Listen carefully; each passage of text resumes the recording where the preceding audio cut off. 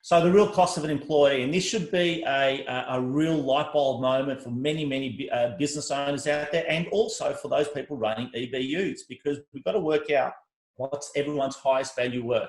So just as a rule of thumb, and we're sharing the workbook from this, Tom, as through the gym that Susan's got, but everyone should try and work out what it actually costs you to have your employee per hour. Because as we know, a salary of $75,000, it's always going to add about 20% to the cost of the business, and it works out to about $89,000. So I won't go through in all the details. Everyone will be able to see that. But then you've got to translate that to, okay, how much is it costing me to have this person dollars per hour? And there's going to be two things that come out of that. Far out, we're worth our commission, okay? And when I look at this, it actually comforts me to know that I know there's going to be pressure on commissions, but not that much, because it actually costs money to have someone standing at a door. So if you work out all the number of hours that they're available for work, and whether they're in an office or out working with you, quickly cut to the chase. Someone on $75,000 is probably going to cost you close to $57 per hour. So when you understand that you've got Maria, who's your assistant, and she's costing you $57 per hour, make sure she's doing $57 per hour worth of work, not stuffing envelopes and not taking, I don't know, cleaning the office. Does that make sense? Really understand the cost of each employee. And then if you're having team meetings and sales meetings and you allocate a dollar figure per hour per person, these sales meetings sometimes will run into the hundreds, if not thousands of dollars, because people just don't get to the point.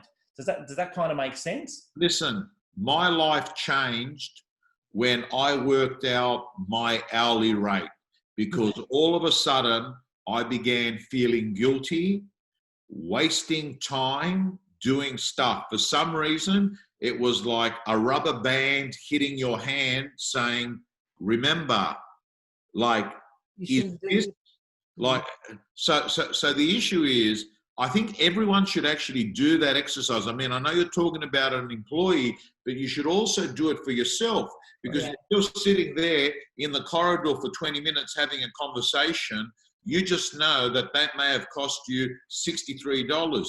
If you've gone to Bunnings Hardware to actually buy some washers to come back and to do it yourself, hey, what does that really cost you? Maybe there should have been a handyman doing that while you were sitting on the phone talking to buyers, sellers, or getting price reductions or looking for new listings.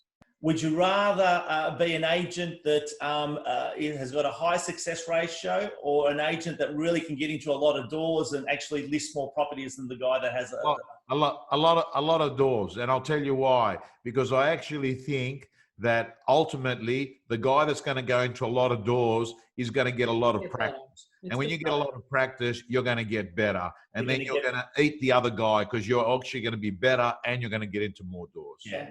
And that's talking about your fitness, clarity. How fit are you for the job? Okay, moving forward, just quickly before I go into an actual live examples. Sales success ratio, that's if you listed 10 properties, did all of those 10 sell, or did 2 get withdrawn? You need to know what your number is. This is a major one right now, especially with vendor management. And you'll see the agents that were doing really well in the good times, and they haven't sort of experienced this vendor management process.